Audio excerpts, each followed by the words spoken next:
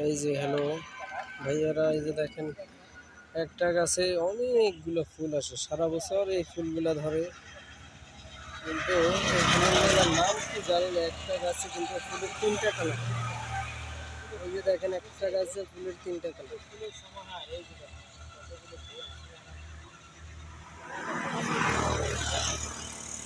বৈশাখের রঙিন জীবন এই গাছের দেখা যাচ্ছে, যৌবন। দারুণ ফুল।